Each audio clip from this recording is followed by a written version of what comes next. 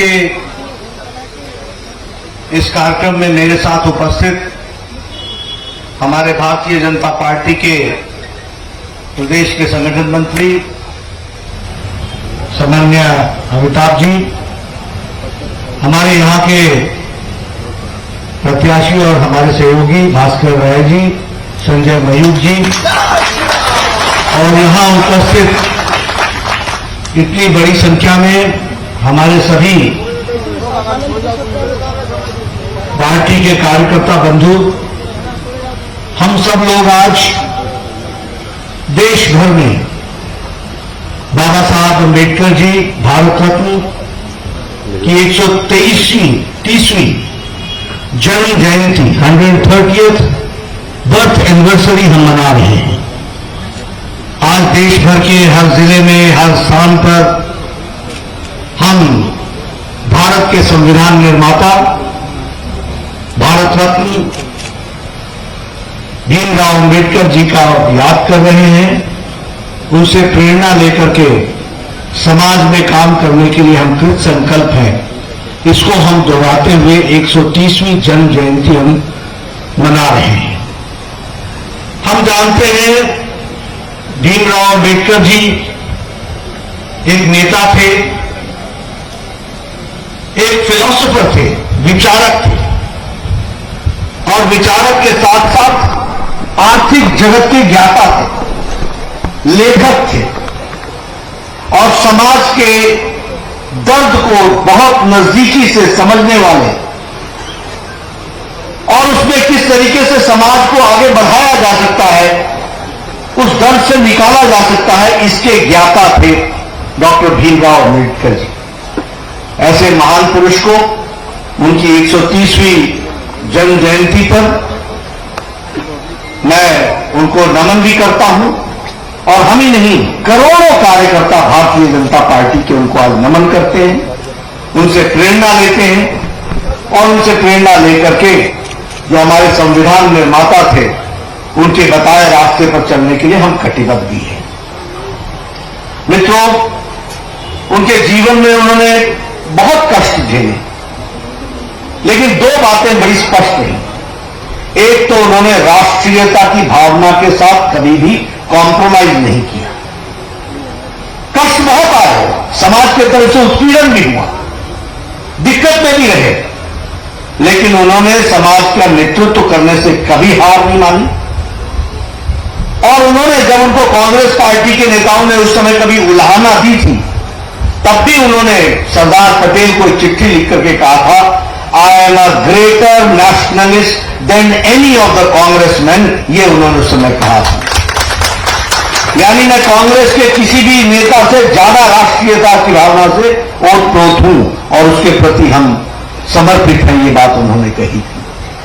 आज हम यहां पर हैं, मुझे राजनीतिक दृष्टि से बात नहीं करनी, लेकिन जब हम CAA की बात करते हैं तो हमें पता चलता है कि यहां की स्थानीय सरकार उसका विरोध करती है।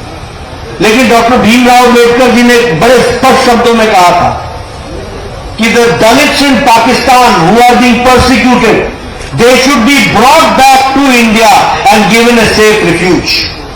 उन्होंने उस समय कहा था कि जो हमारे दलित भाई हैं, जो पाकिस्तान में हैं, उनके साथ जो प्रताड़ना हो रही है, उनको भारत लाना चाहिए और उनको यहां बसाना चाहिए।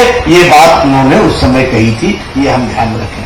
लेकिन यहाँ की TMC सरकार इसका विरोध कर रही है और 130वीं जन्म जयंती पर हमें ये याद रखना चाहिए, हमारे बटुआ समाज के लोग, हमारे नमो शूद्र के भाई, हमारे राजवंशी समाज के लोग बड़ी संख्या में यहां आए हैं और उनको भारत का नागरिक बनाना यह हमारा कर्तव्य है, यह हमारी जिम्मेवारी है।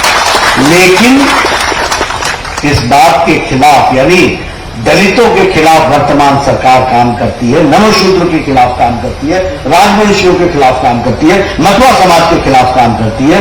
यह बात हमको समझनी चाहिए।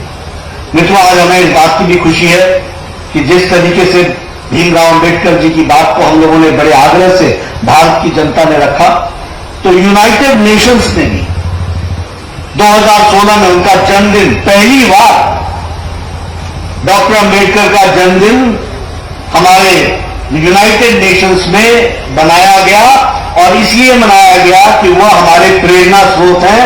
सस्टेनेबल डेवलपमेंट गोल्स को पूरा करने में वो योगदान होगा, इस बात को ध्यान में रखते हुए उनका मनाया गया। उसको भी हम सब लोग ध्यान में रखते हैं, उनको हम ध्यान में रख करके काम करते हैं। जहां तक बात है स्कीम्स की, आदरणीय प्रधानमंत्री जी ने बहुत सी योजनाएं चलाई हैं जो हमारे दलित समाज को मुख्य धारा में सशक्तिकरण के साथ, मजबूती के साथ खड़ा करता है। और जब हम कहते हैं प्रधानमंत्री जी का कार्यक्रम स्टैंड अप इंडिया स्कीम, इसके तहत हमारे दलित भाई 10 लाख से लेकर के 10 करोड़ के बिजनेस के लिए आर्थिक सहायता देने की जिम्मेवारी स्टैंड अप इंडिया के कार्यक्रम के माध्यम से है। यह हमको समझना चाहिए। और देखिए क्या परिवर्तन आया है, लाखों लोगों ने इसका फायदा उठाया है। और अब हमारे दलित समाज के लोगों के लिए गौरव की बात है कि मुख्य धारा में उनका सशक्तिकरण हुआ है और वह अब नौकरी मांगने वाले नहीं, नौकरी देने वाली ताकत भी उन्होंने पैदा की है। ये बात हमको समझनी चाहिए। जॉब सीकर्स की जगह पर जॉब गिवर्स बन गए हैं, ये भी हमको ध्यान में रखना चाहिए। इस योजनाओं के तहत हमारे बहुत से सरकारें केंद्र में रही, लेकिन सबने दलित भाइयों के साथ लिप सर्विस की, लेकिन कुछ ठोस कार्य को नहीं की। लेकिन मोदी जी ने पंच तीर्थ बना करके, फिर चाहे वो जन्म स्थान मऊ हो, वहां एक बहुत भव्य मेमोरियल बनाते हुए, उसी तरीके से अंबेडकर मेमोरियल जो लंदन में बनाया गया है, उसी तरीके से दीक्षा भूमि नागपुर और चैत्य भूमि मुंबई और महानिर्वाण भूमि, महापरिनिर्वाण भूमि ये दिल्ली में, इस सारे को बनाने का काम और पंच तीर्थ स्थापित करने का काम मोदी जी की सरकार ने किया है। ये हमको ध्यान में रखना चाहिए। और ये जो मेमोरियल्स हैं, ये अंबेडकर जी की जीवनी के बारे में तो कहते ही हैं, लेकिन करोड़ों करोड़ों लोगों को प्रेरणा देते हैं और समाज किस तरीके से उनके बताए रास्ते पर चल रहा है, मजबूत भारत की ओर चल रहा है, इसकी भी दृष्टि उसमें से हमको मिलती है। और उस प्रेरणा के साथ हम अम्बेडकर के जीवनी पर जीने वाले करोड़ों लोग हमारे साथ आगे बढ़ते हैं। इस बात को हमको समझना चाहिए। मित्रों, बहुत सी स्कीम्स आदरणीय प्रधानमंत्री जी ने इस दृष्टि से चलाई है, वो भी हम सबको पता है, जिसको हम रखना चाहते हैं। मैं यहां बंगाल में हूं। हमारे आज राष्ट्रीय एससी मोर्चा के अध्यक्ष और बाकी लोग दिल्ली में 130वीं जन्म जयंती मना रहे हैं और सभी नेता इस दृष्टि से बातचीत कर रहे हैं। जब मैं बंगाल की भूमि पर हूं तो मैं ये जरूर कहना चाहता हूं कि मुझे दुख होता है कि यहां की सरकार, ममता जी की सरकार, दलित विरोधी एक्टिविटी करती है और ये हमको समझना चाहिए। अभी शीतलकुची में घटना घटी, 4 लोग मारे गए सीएपीएफ के कारण। हमें दुख है, घटना कुछ भी थी वो मालूम है, घटना के बारे में इलेक्शन कमीशन ने विस्तृत रूप से बताया है, लेकिन किसी की जान गई, हमें दुख हुआ।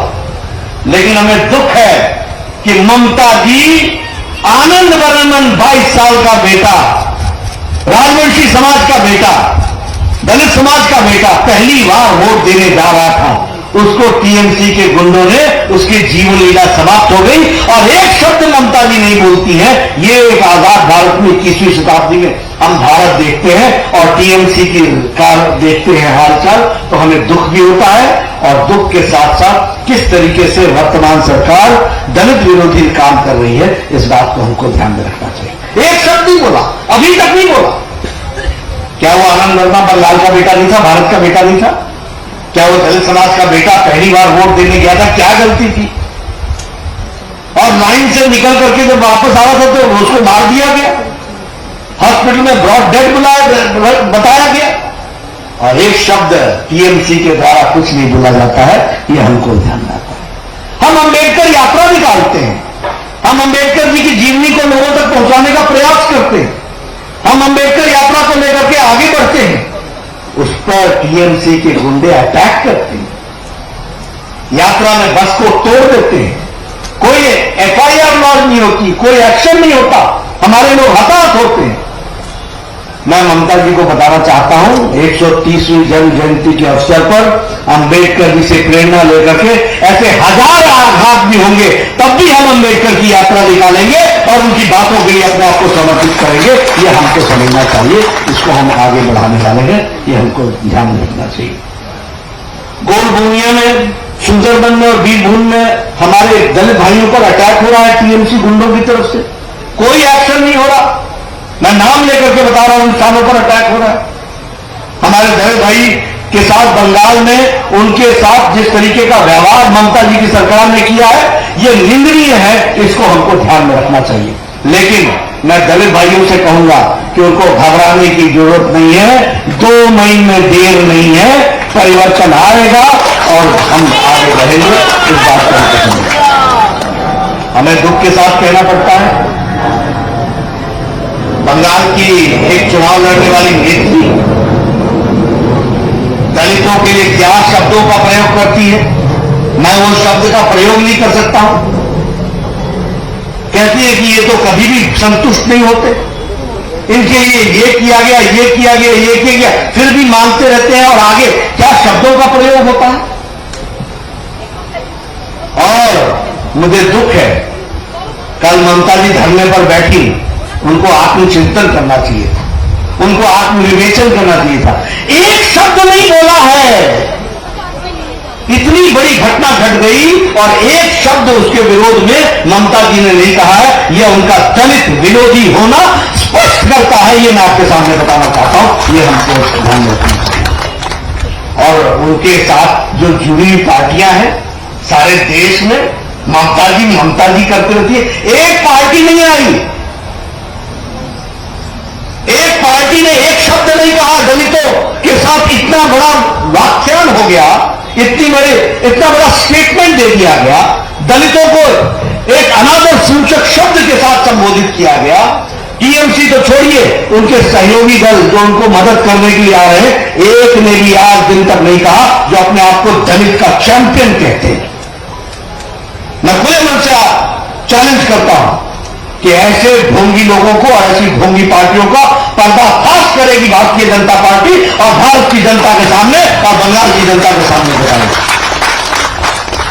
कोई फलाना आर्मी, कोई फलाना आर्मी, कोई ये, कोई वो, कहां चले गए आज? कहां छुप गए? कहां बन गए चैंपियन? किसके चैंपियन है? ये सब लोग हाथी के दांत दिखाने के और है, खाने के और है। ये भारतीय जनता पार्टी है जो कहती है वो करके दिखाती है। अंबेडकर के जीवन के साथ लेकर के चलना हमारी प्रेरणा है, हम उसको साथ लेकर के चलेंगे और समाज को एकजुट होकर के आगे बढ़ाएंगे। सबका साथ, सबका विकास, सबका विश्वास, इस बात को लेकर के चलेंगे। ये वोट बैंक की राजनीति करने वाले लोग आज मैं 130वीं जन्म जयंती के अवसर पर मैं और मेरे साथ करोड़ों भारतीय जनता पार्टी के कार्यकर्ता यह प्रण लेते हैं कि समाज को एकजुट रखने के लिए हम पूरी ताकत लगाएंगे और एकजुट होकर के चलेंगे और हमारे दलित भाइयों को मुख्य धारा में शामिल करते हुए आगे बढ़ेंगे। इस बात को के लिए हम कृत संकल्प हैं, ये हम आपको बताना चाहते हैं और हम प्रेरणा लेना चाहते हैं। उनसे हमको ताकत लेनी चाहिए। उनके जीवन, जिन लोगों ने अंबेडकर का जीवन नहीं पढ़ा है, कृपया आप उसको पढ़िए, आप उनका पढ़िए। डायलॉग विद गांधी, गांधी जी के साथ उन्होंने कितनी बेबाकी से बात की, अपने दिल का दर्द भी रखा और राष्ट्रीयता होने का परिचय भी दिया। ये अंबेडकर के उस डायलॉग में मिलता है, वो जो गांधी जी के साथ उन्होंने वार्तालाप किया है। कितने कष्ट में रहे, उसके बावजूद भी देश के आन बान शान के लिए लड़े। ये जो हमारे को संविधान मिला है, इसके निर्माता हैं और ये संविधान जिसको दुनिया एक जिसको बोलते लीगल गॉस्पेल मानती है, एक जिसको विधि का एक बहुत बड़ी एक ऐसी पुस्तक मानती है जिसको हम होली कह सकते हैं, जो बहुत ही पवित्र है और जिससे हम प्रेरणा लेकर के कानून का राज चलाने के लिए हम देश में आगे बढ़ रहे हैं। इस बात को उनको समझना चाहिए। ऐसे हमारे डॉक्टर भीमराव अंबेडकर जी की आज 130वीं जन्म जयंती हम मना रहे हैं। उनकी संविधान के प्रति हम समर्पित हैं।